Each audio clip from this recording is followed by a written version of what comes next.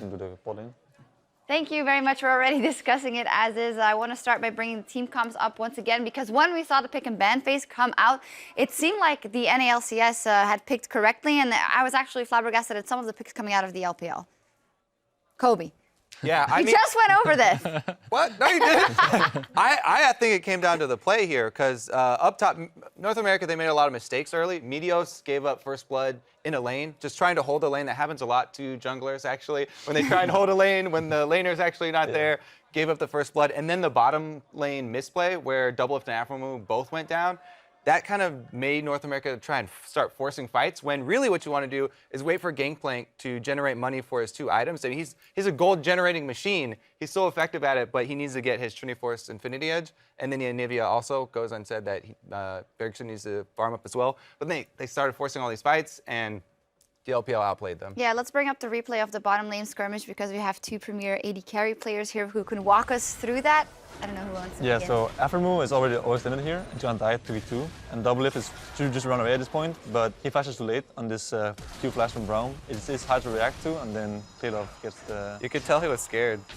Shot out the W there as well while flashing. Yeah, I think he maybe Pathfingered it or something. Reckless, without jungle interference, how does this Lucian, Alistar, Kalista, Brown matchup play out? I think, to begin with, Kalista in general is a very strong laner. I don't really think there's any AD that's like beats her just from start. And then if you add the Braum matchup into the Alistar on top of that, I don't think there was a way for the NALCS bot lane to actually make a play. The only thing they just had to do was kind of hold on and scale up, you know, together with their team. They had Gangplank, both Gangplank and Anivia. So they just had to be as patient as possible because they didn't have the bot lane matchup. They didn't have the early game presence from the solo lanes. So pretty much the only thing they had was the Kindred presence in the early game. And I think perhaps they should have looked towards more to the top side of the map rather than having these explosive fights bot. I mean, the five-man TP bot, I don't think played into their favor or into the way they should have played the game. Mm-hmm. But definitely the fact that the bot lane matchup wasn't in their favor to begin with made it troublesome for them to make any plays at all in the beginning of the game. Yeah, that was quite interesting as well because we also saw the Skarner coming out and we thought, wow, that must be an easy one for Kindred. Kindred will bully Skarner so hard. And Clearlove actually did a good job running away. I mean, that's what a good Skarner versus Kindred matchup looks like, is Skarner running away, not dying, and farming up. And he actually outfarmed Meteos because Meteos, you know, spent that time in the top lane and got killed. Yeah, you do mention that dive in the bot lane that went away for the NALCS. That means that the LPL could bank and build up a lead. Let's take a look at another replay of a fight in the mid lane because it was, again, NA trying to force something when maybe they shouldn't, and then getting countered. Yeah, NA already has a scaling comp that don't have the strongest early game skirmishing, and then they're fighting on, like, Hecarim has 3 kills here, and Lysander has his Abyssal Scepter and Sonya's Hourglass. So this fight is already telegraphed. It's going to be free lose for Team Fire here.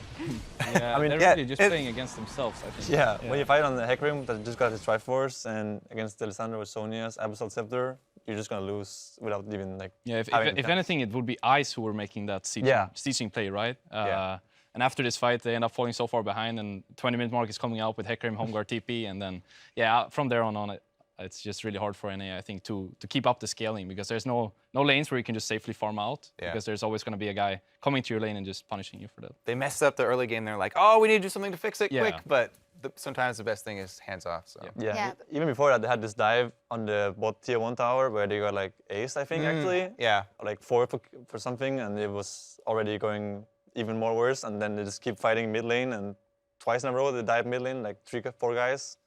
So yeah, picking so many fights when you have a scaling comp is maybe not so good. And also maybe initially from the start picking a scaling comp, although they did get their hands on a lot of OPs, but they know they have to beat that 20.44 minute mark to get into the final, and they still pick maybe that's why they were trying to force things. They're trying to avoid playing you guys. Makes sense. Yeah. I mean, as I said before, I expected them to kind of pick this kind of early game comp and just go for that 20-minute play. Or 20 minutes, I guess. Yeah, they had 20 minutes. Yeah. 20 minutes. But I guess there was just a mix of things. They picked a scaling comp, and then they still tried to get the 20-minute play. So it just played into LPL's hands, and then they just took it from there. Yeah, meaning NALCS will not be in the 5 versus 5 final and will not bank 100 points for this one. It will be LPL for Team Ice that will secure another 100 points. That brings it to 550 rather, 550. And just as yesterday, that leaves us with an equal amount of points for Team Fire and Team Ice, which is great. Couldn't have prepared it better. That means that all is on the line for you as well, Reckless. You're going to have to bring it all tomorrow. And our coach. And your coach, Yeah, Niels, don't of forget course. our coach. Yeah, I agree with that one. Well, another good day, and there were a ton of great moments from today's action, but you were calling out a few of your favorites with the hashtag AllStarBigPlay. From @Benatti2K tweeted, Westdoor, more like Bestdoor, pentakill on the Kassadin for Team Fire. Let's roll the big play. He dashes away. They've traded kills. ADC is down for LMS, and it's a retreat from the steal. He's looking for 4. That's for Quadra. Looking for the Westdoor. Everyone is so low from Team Ice, and that's where Kassadin likes to be.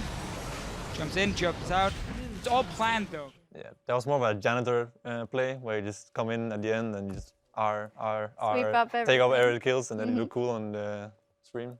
However, it'd be still a pentakill at All-Stars. That's pretty cool. And the LCK gave us a lot of memorable moments this year. But over on Twitter, you have given us your #1 play, and claiming the top honors is Faker's fancy flash to take down Cassiopeia. By popular demand, here is your LCK big play.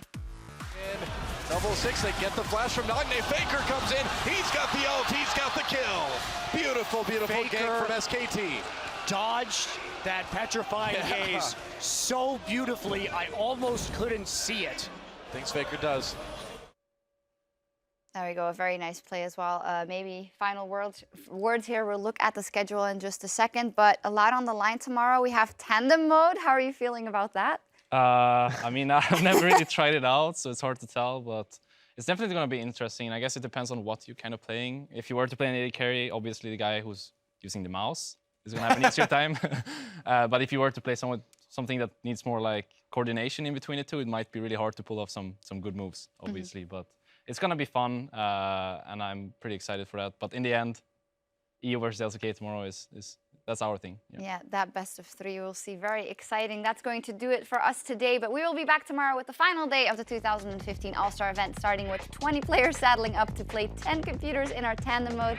Can't wait for that one. We're also going to see which player reigns supreme in the 1v1 tournament, and that will all go live at 3 p.m. Pacific time. That is midnight in Central European time. Now, on behalf of the entire live broadcast crew, thank you for watching, and we'll see you tomorrow for the conclusion of the 2015 All-Star event. Good night.